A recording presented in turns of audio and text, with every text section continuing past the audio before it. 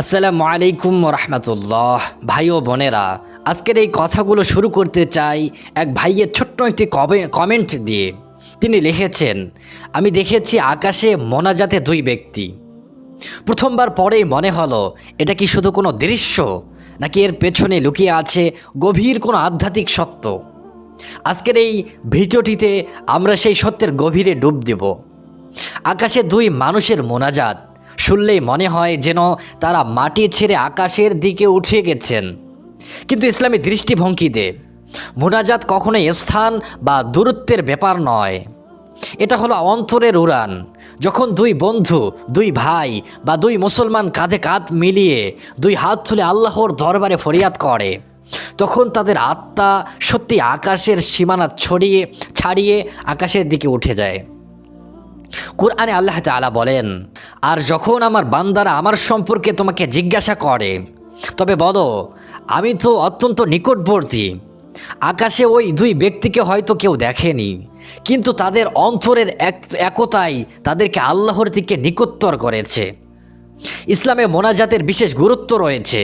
রাসূলুল্লাহ সাল্লাল্লাহু আলাইহি সাল্লাম বলেন, দোয়া হলো ইবাদতের মূল। আর যখন দুইজন একসাথে দোয়া করে, তখন সেই দোয়া কবুলের সম্ভাবনা আরও বেড়ে যায়। কারণ ইসলাম শেখায় জামাতে দোয়া, ভাইয়ের জন্য গোপনে দোয়া এবং একে অপরের কাঁধে ভর করে আল্লাহর দিকে ফিরে, এগুলোই প্রকৃত ঈমানের লক্ষণ। ফেরেশতারা সেই মুহূর্তের সাক্ষী থাকেন, আর যিনি সাত আসমানের উপরে আরশে বিরাজমান, তিনি তাদের প্রতিটি শব্দ, প্রতিটি নিঃশ্বাস, প্রতিটি অশ্রু শুনেছেন। মোনাজাত কখনো ব্যর্থ হয় না। হয় আল্লাহ তাৎক্ষণিক কবুল করেন, নয়তো কোনো মন্দ থেকে রক্ষা করেন, নয়তো আখেরাতে এর প্রতিদান জমা রাখেন। তাহলে প্রশ্ন হলো, আমরা কি সেই দুই মানুষের মতো হতে পারি? আমাদের জীবনে কি এমন কেউ আছেন যার সাথে আমরা কাঁদতে পারি আল্লাহর দরবারে? আজকের এই যান্ত্রিক যুগে মানুষ মানসিকভাবে একা হয়ে গেছে, কিন্তু ইসলাম শেখায় ইমানে বন্ধুত্ব হলো জান্নাতের চাবি। তাই আজই প্রতিজ্ঞা করুন, হয়তো আপনি একা মোনাজাত করেন, কিন্তু কাউকে অন্তরে রেখে দোয়া করেন।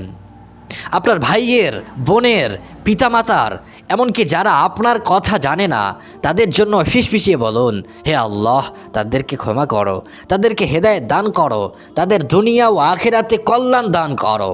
কারণ যে মুনাজাতে অন্যের কল্যাণ চাওয়া হয়, ফেরেশতারা বলে আমিন, এবং তোমার জন্যও তাই। ভাইয়ের কমেন্টটি হয়তো একটি সাধারণ পর্যবেক্ষণ ছিল, কিন্তু আল্লাহ চাইলেই সাধারণ কথার ভেতর থেকেও ইমানের আলো জ্বেলে দেন।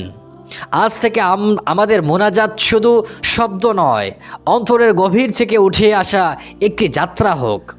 আকাশের দিকে তাকালে হয়তো কাউকে দেখা যাবে না, কিন্তু যিনি আকাশ জমিনের সব কিছু সৃষ্টি করেছেন, তিনি আমাদের প্রতিটি ডাক শোনেন। হে আল্লাহ, আমাদের অন্তরে মোনাজাতের যোগ্য করো, আমাদের দোয়াকে কবুল করো, এবং আমাদেরকে এমন সাথী দান করো যাদের সাথে আমরা তোমার রহমতের আশায় হাত তুলতে পারি। আল্লাহুম্মা আমিন।